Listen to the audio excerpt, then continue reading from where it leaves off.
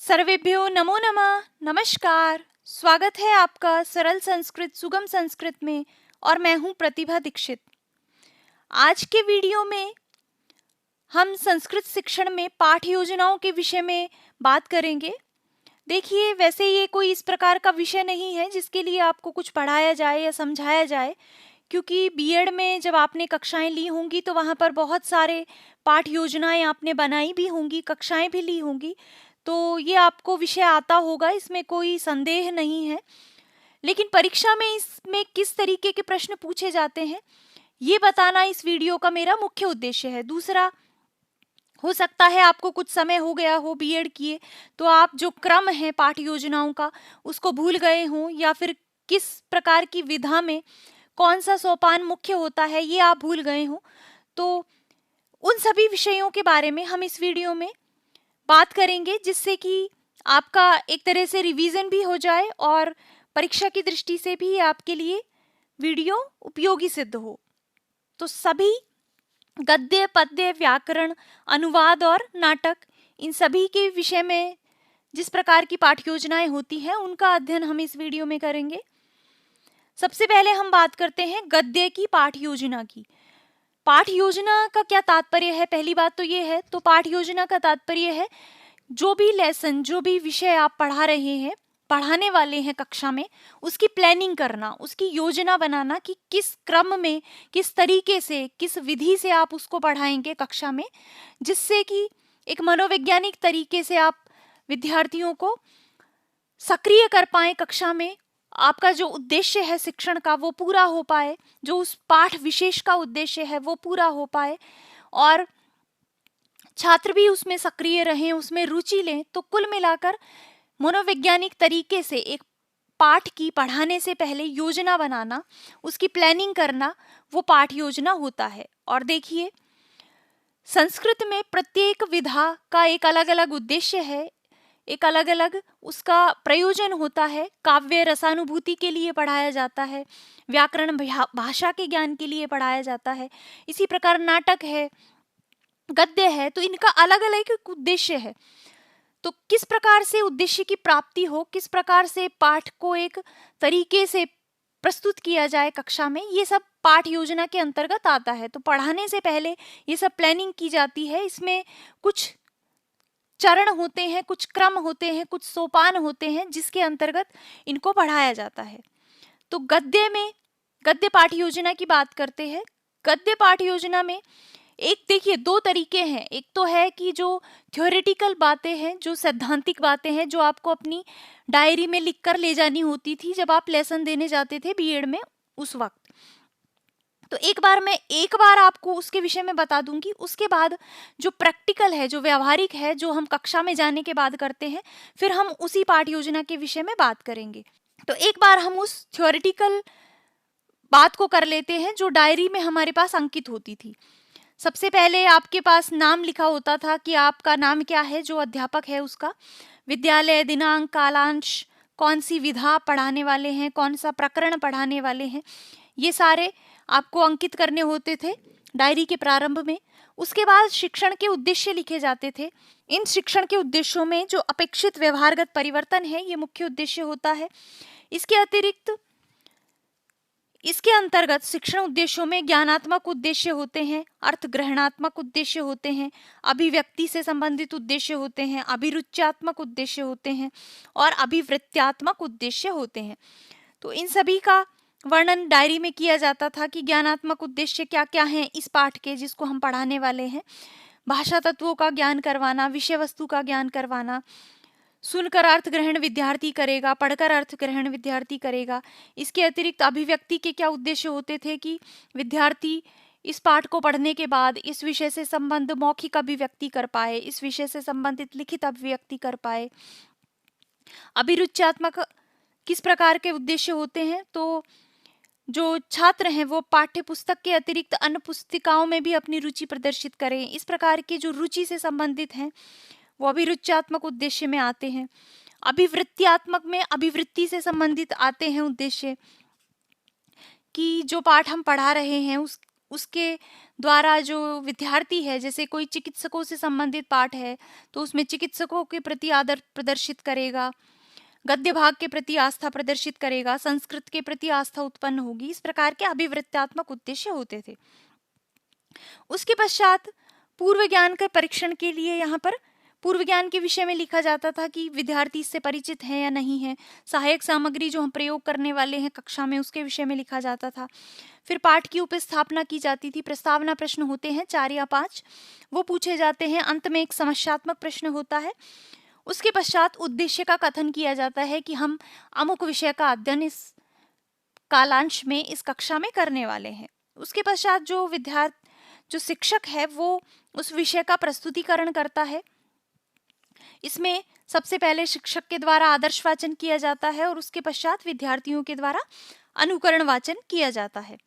फिर जो विद्यार्थी अशुद्धि करते हैं बोलने में, उसमें अशुद्धि संशोधन किया जाता है। फिर उसके पश्चात कठिन शब्दों के अर्थ बताए जाते हैं शिक्षक के द्वारा, तो काठिन्य निवारण इसमें होता है। इसके पश्चात बोध प्रश्न पूछे जाते हैं। ये क्या है? तो इसमें पाठ से संबंधित सरल प्रश्न पूछे जाते हैं कि विद्यार्थियों को कितना बोध हुआ है, विद्यार्थी कितना विषय को समझे हैं। इसके पश्चात विद्यार्थियों को मौन वाचन के लिए कह दिया जाता है। विद्यार्थी अपनी अपनी पुस्तक लेकर मौन वाचन करते हैं। उसके पश्चात विचार विश्लेषणात्मक प्रश्न पूछे जाते हैं, जिसमें कि शिक्षक पाठ से संबंधित थोड़े क्लिष्ट भावों को स्पष्ट करने के लिए प्रश्न पूछता है। उसके बाद सार कथन अध्यापक के द्वारा कहा जाता है कि ये इसका सार है, अर्थात स्पष्ट किया जाता है विषय को। वो संपूर्ण पाठ को के सारांश को स्पष्ट करता है। सार को स्पष्ट करने के पश्चात पुनरावृत्ति विषयक प्रश्न पूछे जाते हैं, मूल्यांकन प्रश्न पूछे जाते हैं, जिनसे ये जाना जाता है कि विद्यार्थियों ने विषय का कितना अवगमन किया है, कितना विद्यार्थी इस विषय को समझ पाए हैं। उसका मूल्यांकन करने के लिए मूल्यांकन प्रश्न पूछे जाते हैं। और अंत में होता है गृह कार्य। विद्यार्थियों को घर से करने के लिए कुछ प्रश्न दिए जाते हैं, वो गृह कार्य के अंतर्गत आते हैं। तो ये मुख्य मुख्य बिंदु होते हैं, मुख्य मुख्य सोपान होते हैं गद्य पाठ योजना के। इसी प्रकार के सभी विधाओं में इसी प्रकार के थ्योरेटिकल बातें हैं। अब कुछ बातें विधाओं के साथ परिवर्तित हो जाती है। तो अगर गद्य पाठ योजना की बात करें तो देखिए, इसमें कक्षा में सबसे पहले प्रस्तावना प्रश्न पूछे जाते हैं। प्रस्तावना प्रश्नों के उपरांत समस्यात्मक प्रश्न अंत में होता है और फिर उद्देश्य कथन शिक्षक के द्वारा किया जाता है कि हम इस विषय का अध्ययन इस कक्षा में करेंगे। उसके बाद वो प्रस्तुतिकरण करता है, आदर्श वाचन होता है, छात्रों के द्वारा अनुकरण वाचन होता है, अशुद्धि संशोधन, काठिन्य निवारण होता है, बोध प्रश्न पूछे जाते हैं, मौन वाचन होता है। मौन वाचन के पश्चात विचार विश्लेषणात्मक प्रश्न पूछे जाते हैं। फिर विषय का स्पष्टीकरण किया जाता है शिक्षक के द्वारा, सार कथन किया जाता है। पुनः पुनरावृत्ति प्रश्न पूछे जाते हैं, जिनको मूल्यांकन प्रश्न भी कहा जाता है। और सबसे अंत में गृह कार्य विद्यार्थियों को दिया जाता है। तो ये होती है गद्य पाठ की योजना। इस गद्य पाठ की योजना का जो मुख्य सोपान है वो क्या है? तो इसका मुख्य सोपान होता है आदर्श वाचन। शिक्षक जो आदर्श रूप में वाचन करता है, पढ़कर गद्य को सुनाता है, वो उसका मुख्य सोपान है। तो अगर आपसे पूछा जाए गद्य पाठ योजना का मुख्य सोपान क्या है, तो ये हो जाएगा आदर्श वाचन। अब बात करते हैं पद्य पाठ योजना के विषय में। तो पद्य में भी लगभग तरीका यही है, कुछ तरीके अलग हो जाएंगे। जैसे पद्य है तो उसको लय पूर्वक, गति पूर्वक पढ़ाया जाता है कक्षा में, तो इसमें सस्वर वाचन हो जाते हैं, संवेत वाचन की प्रक्रिया होती है। तो इसके सोपान देखते हैं, इसके क्या क्या हैं। सबसे पहले इसमें भी 4 या 5 प्रस्तावना प्रश्न पूछे जाते हैं, जिनमें से अंतिम समस्यात्मक प्रश्न के माध्यम से फिर उद्देश्य कथन शिक्षक के द्वारा किया जाता है कि हम अमुक विषय का अध्ययन, अमुक पद्य का अध्ययन इस कक्षा के अंतर्गत करेंगे। उसके पश्चात उसके द्वारा प्रस्तुतिकरण किया जाता है। प्रस्तुतिकरण के 4 चरण होते हैं। सबसे पहले शिक्षक के द्वारा आदर्श वाचन किया जाता है। शिक्षक लय और गति पूर्वक छंदों के अनुसार पद्य को गाकर सुनाता है विद्यार्थियों को। उसके पश्चात छात्रों के द्वारा अनुकरण वाचन किया जाता है। तीसरा जो इसका प्रस्तुतिकरण का चरण होता है वो होता है अशुद्धि संशोधन। अगर अनुकरण वाचन करते हुए विद्यार्थियों ने कुछ गलतियां कर दी हैं, कुछ अशुद्धियां कर दी हैं, उच्चारण में कुछ अशुद्धियां हो गई हैं, तो उनका निवारण शिक्षक के द्वारा किया जाता है। वो मौखिक रूप से भी अशुद्धि संशोधन कर सकता है और श्याम पट्ट की सहायता से भी अशुद्धि संशोधन कर सकता है। चौथा चरण होता है काठिन्य निवारण। पद्य में आने वाले कठिन पदों का, कठिन शब्दों का अर्थ शिक्षक के द्वारा बताया जाता है, तो ये भी या तो मौखिक रूप से हो सकता है या श्याम पट्ट की सहायता से हो सकता है। इसके पश्चात बोध प्रश्न विद्यार्थियों से पूछे जाते हैं। बोध प्रश्नों में देखिए, पद्य में दो तरीके के प्रश्न पूछे जाते हैं। पहले होते हैं भाव विश्लेषणात्मक प्रश्न और दूसरे होते हैं सौंदर्यानुभूति प्रश्न। भाव विश्लेषणात्मक प्रश्नों के अंतर्गत जो उस पद्य का केंद्रीय भाव है, जो उसमें भावना निहित है, उससे संबंधित प्रश्न पूछे जाते हैं। जैसे मान लीजिए अर्थो ही कन्या पर की ये पद्य है, तो इसमें भाव पूछा जाता है कि क्या इसका मुख्य भाव है। इस तरीके के प्रश्न होते हैं भाव विश्लेषणात्मक प्रश्नों में। और सौंदर्यानुभूति प्रश्नों में उसकी सौंदर्य से संबंधित, रसों से संबंधित, क्या अलंकार का प्रयोग हुआ है, किस छंद का प्रयोग हुआ है, इस तरीके के प्रश्न विद्यार्थियों से पूछे जाते हैं। तो चौथा सोपान होता है बोध प्रश्नों से संबंधित। बोध प्रश्नों के पश्चात अध्यापक के द्वारा सार कथन किया जाता है। अध्यापक कथन किया जाता है, वो सारांश के रूप में पद्य का अर्थ बताता है कि इस पद्य में ये भावार्थ निहित है, इस प्रकार की विषय इसमें कहा गया है। उसके पश्चात छठा जो चरण है वो है तुलना। तुलना के द्वारा उस पद्य का स्पष्टीकरण किया जाता है। जैसे किसी समभाव वाले दूसरे पद्य से उसका तुलना की जाती है। जैसे नीति शतक का कोई श्लोक हम पढ़ा रहे हैं, मित्र से संबंधित कोई श्लोक पढ़ा रहे हैं या सज्जन से संबंधित कोई श्लोक पढ़ा रहे हैं, तो उसमें ही समान भाव वाले किसी दूसरे कवि का या उसी कवि का कोई अन्य पद्य के साथ उसकी तुलना करके वो पढ़ाया जाता है। सातवां जो सोपान इसमें होता है वो होता है सस्वर वाचन, संवेत वाचन। इसमें सभी शिक्षक और छात्र सभी मिलकर एक साथ समूह रूप में सस्वर जोर जोर से पाठ का वाचन करते हैं और ये ही पद्य शिक्षण का प्रमुख सोपान है, क्योंकि यहीं पर रसानुभूति छात्र को होती है। तो पद्य शिक्षण का, पद्य पाठ का प्रमुख सोपान होता है सस्वर वाचन या संवेत वाचन। सस्वर वाचन के पश्चात फिर पुनः पुनरावृत्ति प्रश्न पूछे जाते हैं, जिनमें पुनरावृत्ति होती है विषय से संबंधित, भावों से संबंधित। ये मूल्यांकन प्रश्न भी होते हैं जिनके द्वारा ये समझने का प्रयास किया जाता है कि विद्यार्थी को कितना समझ आया है। और सबसे अंत में गृह कार्य विद्यार्थी को दिया जाता है, ये श्याम पट्ट की सहायता से दिया जाता है। तो ये 9 चरण होते हैं पद्य पाठ योजना के। इसके पश्चात बात करते हैं व्याकरण की पाठ योजना की। व्याकरण जो है उसमें भी लगभग यही सोपान होते हैं। कुछ नियमों के सामान्यीकरण से संबंधित इस प्रकार के कुछ अलग हो सकते हैं। सबसे पहले इसमें प्रस्तावना प्रश्न पूछे जाते हैं, वही 4 या 5 प्रश्न पूछे जाते हैं और समस्यात्मक प्रश्न के माध्यम से उद्देश्य कथन की तरफ बढ़ा जाता है। शिक्षक इसमें उद्देश्य कथन करता है, तो आज हम इस प्रकार से ये होता है, संधि इतने प्रकार की होती है, और अंत में कहता है कि आज हम इस कक्षा में यण संधि के विषय में पढ़ेंगे, आयादी संधि के विषय में पढ़ेंगे। इस प्रकार से उद्देश्य कथन शिक्षक के द्वारा किया जाता है। उसके पश्चात प्रस्तुतिकरण शिक्षक करता है। प्रस्तुतिकरण में क्या करता है शिक्षक? बहुत सारे उदाहरण प्रस्तुत करता है। जैसे गुण संधि अगर पढ़ा रहा है तो रमेश इस प्रकार से पद देता है, रमेश, नगेंद्र, सूर्योदय, जो भी गुण से संबंधित पद हैं उन सभी को प्रस्तुत करता है। उसमें बताता है कि किस प्रकार से इसमें पद बने हैं। उसके पश्चात वो उसका सामान्यीकरण करता है, उनको पूरा बताता है कि देखिए इस पद में ये 2 पद मिलकर ये पद हुआ है, यहाँ से ये अलग हुआ है। इस प्रकार से उसका सामान्यीकरण करता है।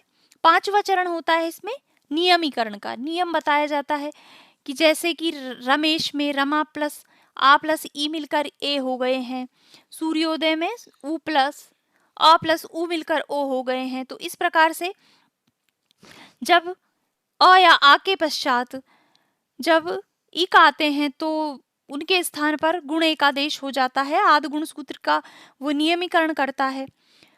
नियमीकरण के पश्चात पुनरावृत्ति प्रश्न या मूल्यांकन प्रश्न पूछे जाते हैं, जिससे उनका विद्यार्थियों का ये देखा जाता है कि कितना विषय उनको समझ आया है, और उसके पश्चात गृह कार्य दिया जाता है। तो ये 7 सोपान व्याकरण पाठ योजना के होते हैं। इसमें जो मुख्य सोपान है वो है प्रस्तुतिकरण।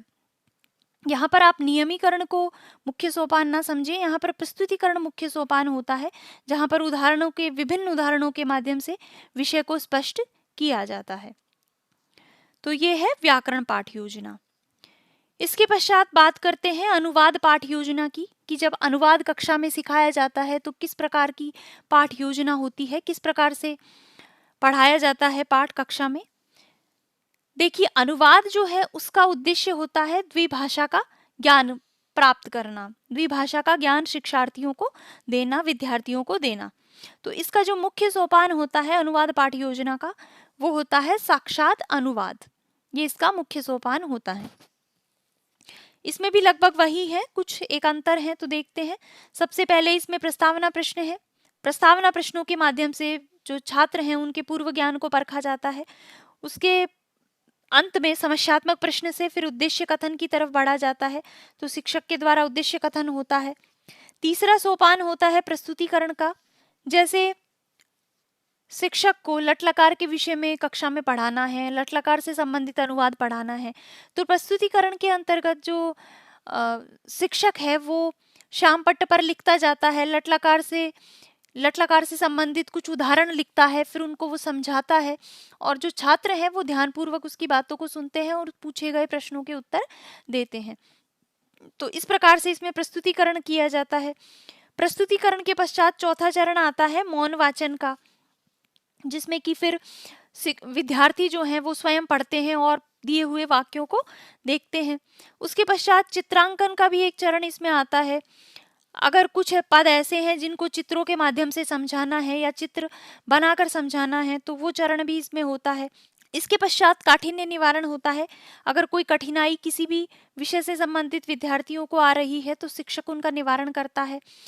उसके पश्चात मौखिक कार्य होता है। मौखिक रूप से विद्यार्थियों से पूछा जाता है कि अब आप ये बताइए कि तऊ के साथ हम क्या प्रयुक्त करेंगे, पट धातु का ये क्या है, इस तरह से। उसके पश्चात श्यामपट्ट कार्य होता है। श्यामपट्ट पर शिक्षक करता है, विद्यार्थियों से करवाता है। अगर विद्यार्थी कोई अशुद्धि करते हैं, कोई गलत करते हैं, तो उसका संशोधन फिर शिक्षक के द्वारा किया जाता है। 10वां सोपान होता है इसमें सामान्यीकरण का। सामान्यीकरण में और सारे उदाहरणों के द्वारा उदाहरणों की प्रस्तुति की जाती है, वो विषय को स्पष्ट किया जाता है। और सिद्धांत निरूपण में नियमीकरण करके बता दिया जाता है कि देखिए, मध्यम पुरुष के साथ इस प्रकार से प्रयुक्त होंगे धातु रूप, उत्तम पुरुष के साथ ये होंगे, प्रथम पुरुष के साथ ये होंगे। तो इस वाले सोपान में नियमीकरण कर दिया जाता है। अगला चरण होता है अभ्यास कार्य का।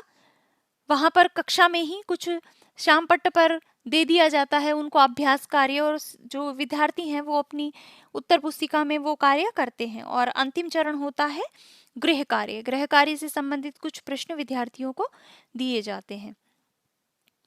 तो ये होती है अनुवाद की पाठ योजना। और अंतिम है नाटक पाठ योजना। तो जो नाटक की पाठ योजना है उसका प्रमुख सोपान भी अभिनय वाला ही होता है। इसके क्या क्या सोपान है, तो सर्वप्रथम इसमें भी प्रस्तावना प्रश्न होते हैं,